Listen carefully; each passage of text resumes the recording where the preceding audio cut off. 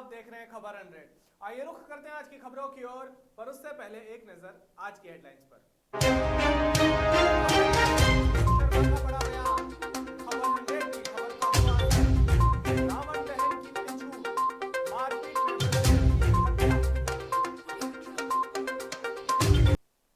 मुख्यमंत्री कमलनाथ पर पूर्व मुख्यमंत्री कमलनाथ पर एफआईआर को लेकर पूर्व कैबिनेट मंत्री पीसी शर्मा ने कहा कि लगातार भारतीय जनता पार्टी की बड़ी बड़ी रैलियां हो रही है, आयोजन हो रहे हैं, उस पर कोई एफआईआर नहीं हो रही है।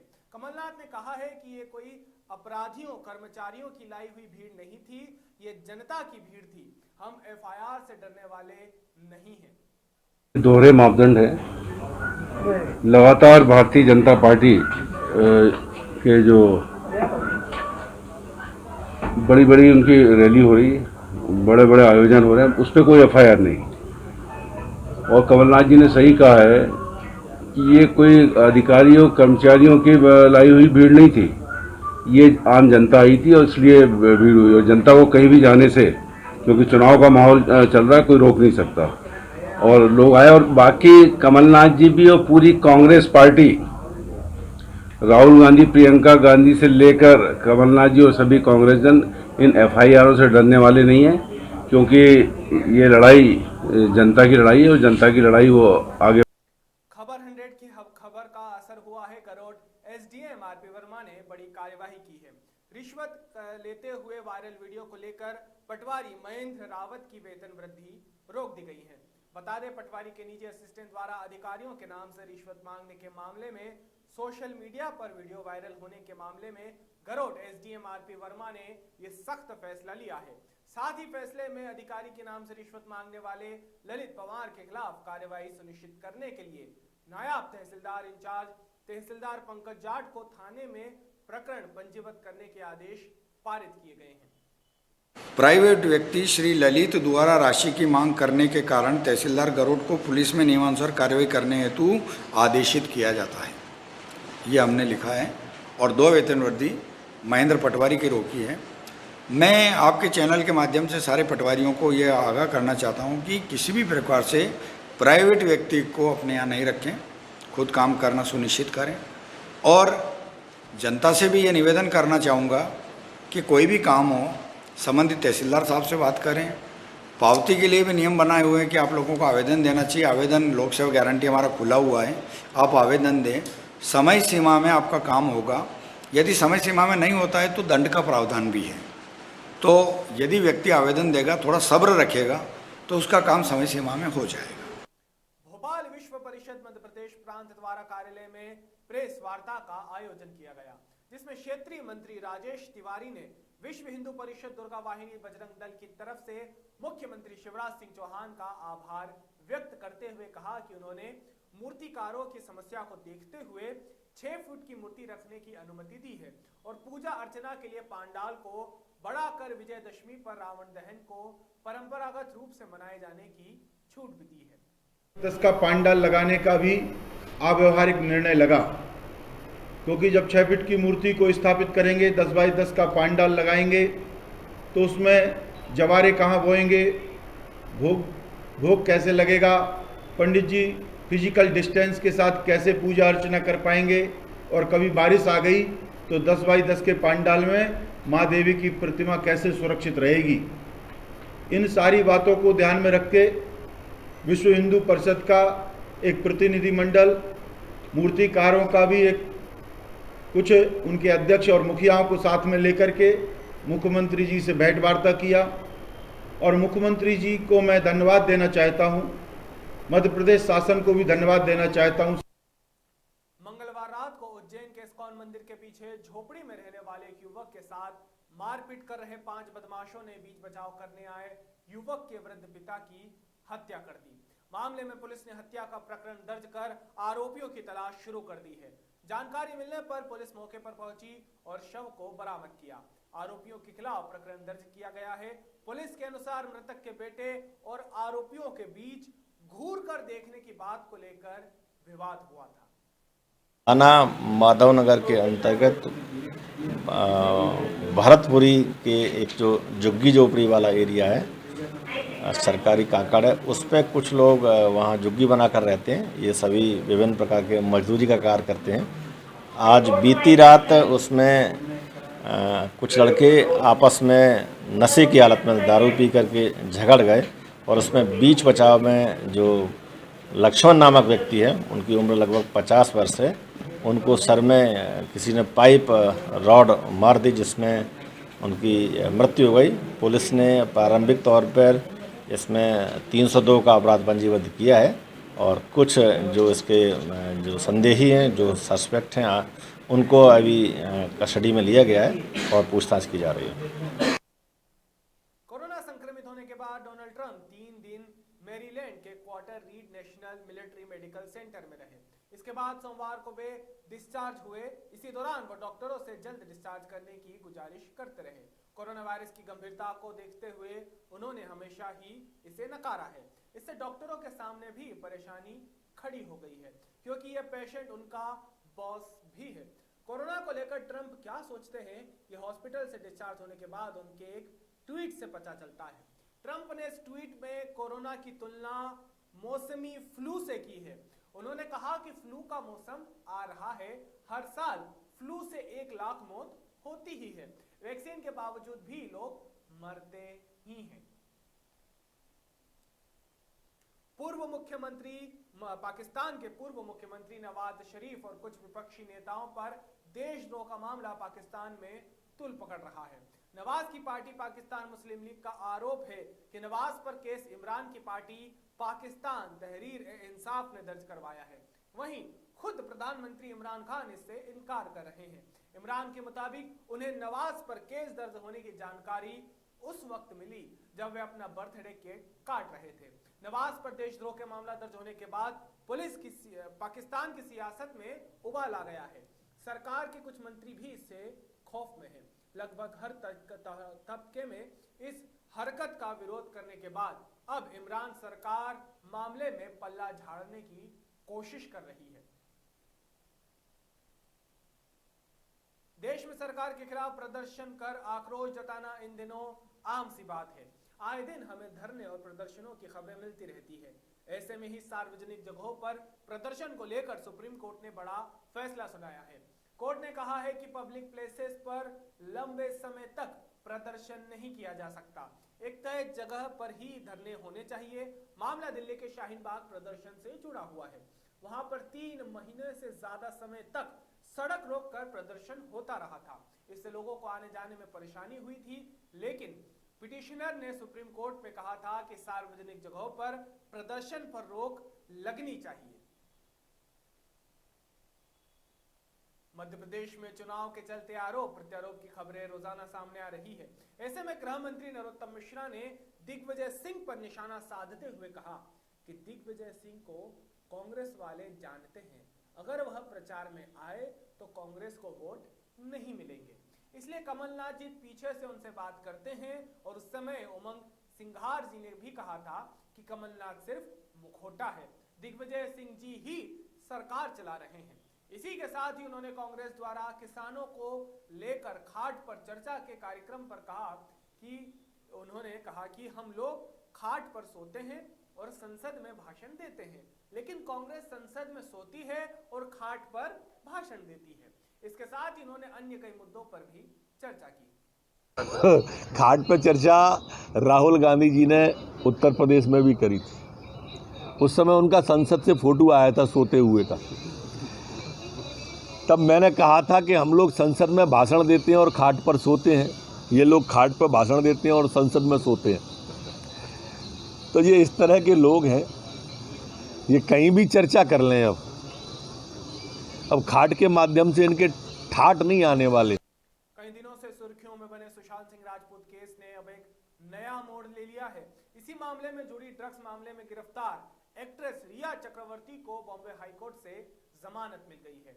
आपको बता दें कि 1 महीने से जेल में बंद रिया ने लोअर कोर्ट से 2 बार अर्जी खारिज होने के बाद हाई कोर्ट में अपील की थी, जहां सेशन कोर्ट ने मंगलवार को रिया की जुडिशियल कस्टडी 14 दिन और यानी 20 अक्टूबर तक बढ़ा दी थी, लेकिन अब उन्हें हाई कोर्ट से जमानत मिल चुकी है। सुशांत सिंह राजपूत की मौत की जांच के सिलसिले में सामने आए ड्रग केस में नारकोटिक्स ब्यूरो कंट्रोल ब्यूरो ने 8 सितंबर को रिया को गिरफ्तार किया था। फिलहाल उन्हें भाईखला खेल में रखा गया है। बिहार में विधानसभा चुनाव होने वाले हैं, ऐसे में सियासी गलियारों में गर्मी होना आम सी बात है। ऐसे में मोदी से कोई बैर नहीं, नीतीश तेरी खैर नहीं। आजकल बिहार की राजनीति में इसकी चर्चा खूब हो रही है। शायद ऐसा पहली बार हो रहा है कि जब कोई पार्टी गठबंधन से अलग होकर भी उसी गठबंधन की एक पार्टी को खुलकर सपोर्ट कर रही है। दरअसल लोजपा ने इस बार एनडीए से अलग होकर चुनाव लड़ने का फैसला किया है। वह जदयू के खिलाफ अपने उम्मीदवार उतारेगी, लेकिन भाजपा के खिलाफ अपने उम्मीदवार नहीं उतारेगी। लोजपा सुप्रीमो चिराग पासवान ने कहा कि इस बार बिहार में भाजपा और लोजपा की सरकार बनेगी और नीतीश कुमार का नेतृत्व पसंद नहीं आया है जनता को। लोजपा के इस फैसले को लेकर सियासी गलियारों में कयासबाजी शुरू हो गई है। कोई इसे भाजपा का माइंड गेम बता रहा है, तो कोई लोजपा के अस्तित्व की लड़ाई कह रहा है। अब बस देखना यह है कि चुनाव में किसकी रणनीति किस पर भारी पड़ती है। सरकारें आएंगी और सरकारें जाएंगी, लेकिन ये लोकतंत्र रहना चाहिए। ये कहने वाले देश के पूर्व प्रधानमंत्री अटल बिहारी वाजपेयी के शिष्य प्रधानमंत्री नरेंद्र मोदी आज एक नई दहलीज पर कदम रख रहे हैं। ये भारतीय राजनीति का इतिहास है। ये मुकाम है 2 दशक तक सत्ता के सर्वोच्च पद पर काबिज रहने का। ये वही दिन है जब नरेंद्र दामोदर दास मोदी ने पहली बार कोई सरकारी पद संभाला था। 7 अक्टूबर 2001 यानी आज से ठीक 19 साल पहले मोदी ने गुजरात के मुख्यमंत्री पद की शपथ ली थी। तब से लगातार वह देश में किसी न किसी चुनी गई सरकार के मुखिया हैं। पहले गुजरात में और अब देश में वही सरकार है। गौरतलब है कि देश में जनता द्वारा चुनी गई सरकार में सर्वोच्च पद पर सबसे ज्यादा वक्त तक काबिज रहने वालों में मोदी का नाम 8वें नंबर पर है। पहले नंबर पर सिक्किम के पूर्व मुख्यमंत्री पवन कुमार चामलिंग है। आपको बता दें कि 24 साल 165 दिन तक राज्य के वे मुख्यमंत्री रहे थे। बाकी आगे की खबरें आपको सुनाते रहेंगे। अभी रुकते हैं एक छोटे से ब्रेक के लिए।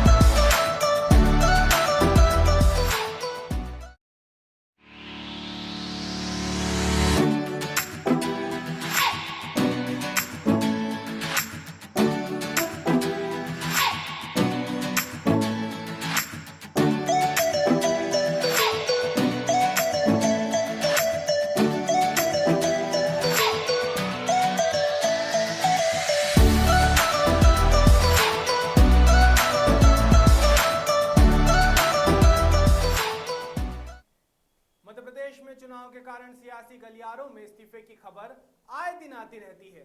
ऐसी ही एक खबर आ रही है मध्य प्रदेश के मुरैना जिले से, जहां कांग्रेस में बड़ी बगावत हुई है। आपको बता दें कि टिकट नहीं मिलने से नाराज कांग्रेस नेता रिंकू मावई ने कांग्रेस के सभी पदों से इस्तीफा दे दिया है। गौरतलब है कि चुनाव से पहले भी ज्योतिरादित्य सिंधिया जैसे कई बड़े नेता कांग्रेस से इस्तीफा दे चुके हैं। अब देखना यह होगा कि क्या चुनाव में कांग्रेस अपने कार्यकर्ताओं और नेताओं को संभाल पाएगी या एक बार फिर कांग्रेस के सपने नेताओं की बगावत से अधूरे रह जाएंगे। आईपीएल में आज कोलकाता और चेन्नई आमने सामने हैं। ये मैच कोलकाता नाइट राइडर्स और चेन्नई सुपर किंग के बीच आज शाम 7:30 बजे से अबू धाबी में खेला जाएगा। आपको बता दें कि फिलहाल 4-4 पॉइंट के साथ केकेआर चौथे और सीएसके 5वें नंबर पर है। ऐसे में दोनों टीमें इस मैच को जीतकर पॉइंट्स टेबल में अपनी पोजीशन को मजबूत करना चाहेगी। सीजन में अब तक कोलकाता ने 4 में से 2 मैच जीते हैं और 2 हारे हैं। वहीं चेन्नई सुपर किंग्स ने 5 में से सिर्फ 2 ही मैच जीते हैं। बीते दिनों पंपोर में आतंकी हमले के बाद अब जम्मू कश्मीर में शोपियां जिले के सगुन क्षेत्र में सुरक्षा बलों ने बुधवार को 2 आतंकी मार गिराए हैं। आपको बता दें कि एनकाउंटर मंगलवार से चल रहा था। आतंकवादियों के छिपे होने की सूचना पर सिक्योरिटी फोर्सेस ने सर्च ऑपरेशन शुरू किया था। पुलिस ने आतंकियों को सरेंडर करने का मौका भी दिया, लेकिन मंगलवार शाम 7:30 बजे उन्होंने फायरिंग शुरू कर दी, जिसके बाद सुरक्षा बलों ने 2 आतंकियों को मार भी गिराया। गौरतलब है कि पुलवामा जिले के अवंतीपोरा के संबूरा इलाके में 27 सितंबर को आतंकी और सुरक्षा बलों के बीच एनकाउंटर हुआ था, जिसमें सुरक्षा बलों ने 2 आतंकियों को मार गिराया था। आतंकियों की फायरिंग में एक पुलिसकर्मी घायल हो गया था।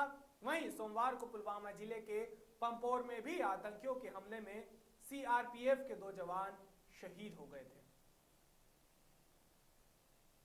पूरा देश कोरोना काल से गुजर रहा है, जिससे देश को एक बड़ा धक्का लगा है।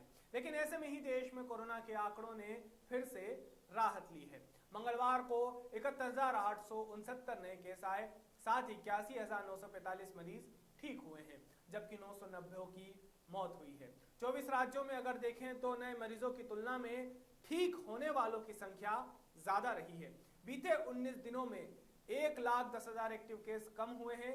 17 सितंबर को देश में सबसे ज्यादा 10,17,000 एक्टिव केस थे, जो कि अब घटकर 9,07,000 हो गए हैं। मध्य प्रदेश की सरकार आए दिन शिक्षा और विकास को लेकर बड़े कदम उठा रही है। ऐसे में ही मध्य प्रदेश सरकार शासकीय अशासकीय महाविद्यालय में सीटों की संख्या में वृद्धि करने जा रही है। उच्च शिक्षा मंत्री मोहन यादव ने जनसंपर्क संचालन में हुई प्रेस वार्ता में जानकारी देते हुए बताया कि शासकीय और अशासकीय महाविद्यालय तथा उच्च शिक्षा उत्कृष्टता संस्थान में स्नातकोत्तर स्तर पर 15% की वृद्धि की जाती है, मगर अब विशेष परिस्थिति में आवश्यकता होने पर आयुक्त उच्च शिक्षा संचालनालय की अनुमति से संचालित पाठ्यक्रम की संख्या में वृद्धि की जा सकेगी। साथ ही साथ उच्च शिक्षा मंत्री ने बताया कि नवीन विषयों के लिए प्रोफाइल का सत्यापन 7 और 8 अक्टूबर को ई प्रवेश पोर्टल के माध्यम से किया जाएगा। वहीं CLC तृतीय चरण के लिए 9 अक्टूबर से पोर्टल शुरू किए जाएंगे। हमने संकल्प लिया कि आने वाले समय में हमारा शैक्षणिक सत्र निश्चित अवधि में पूरा हो जाए। हमारा सत्र अगला मार्च अप्रैल में पूरा हो जाए, इसमें बीच में हम कोई अवकाश नहीं लें।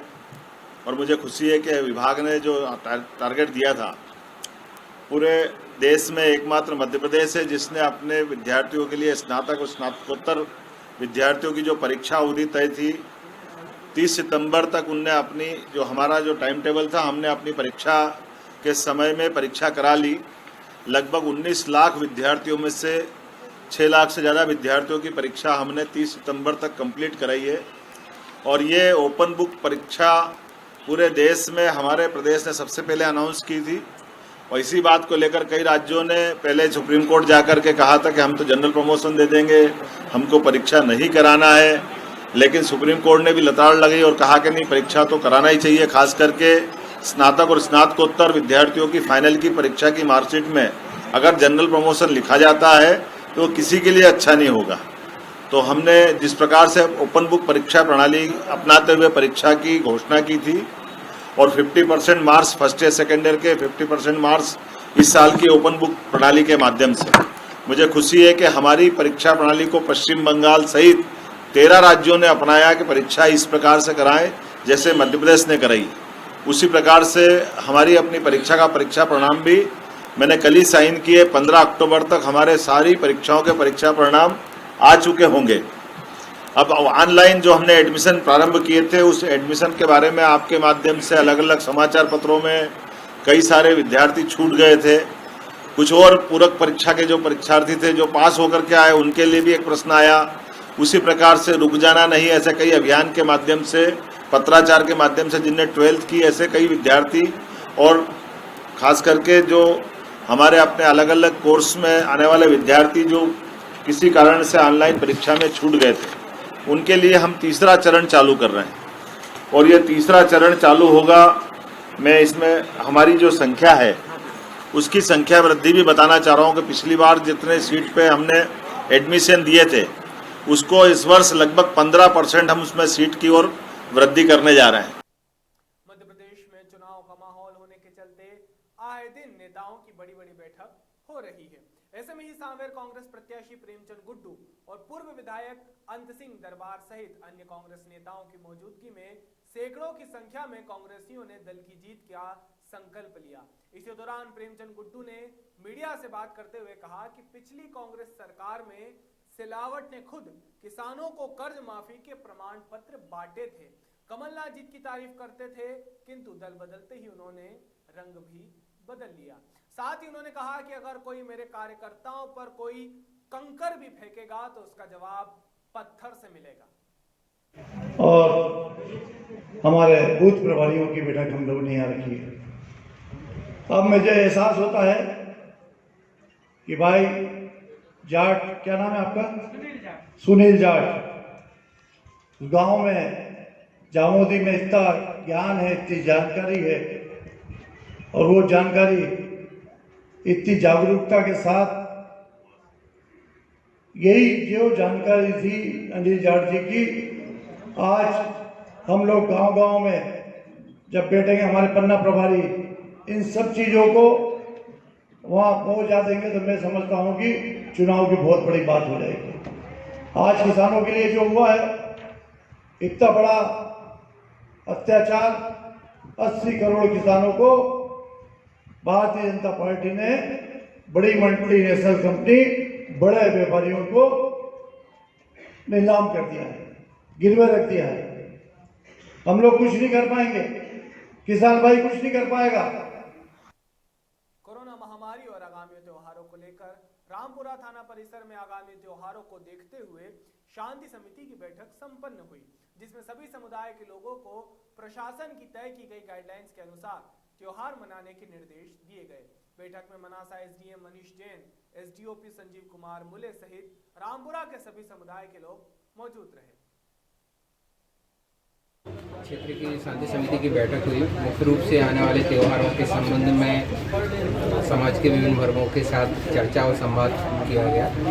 आज का संवाद सायवर्धक रहा और सभी लोगों ने अपनी अपनी वर्ग की तरफ से, समुदाय की तरफ से सहयोग देने के अपेक्षा की गई थी। उन्होंने उसमें सहयोग देने के आसान्वित किया है हमें कि हाँ सभी प्रकार का सहयोग किया जाएगा। सर, जो मूर्ति विसर्जन का जो रहेगा सर, उसमें कुछ गाइडलाइन?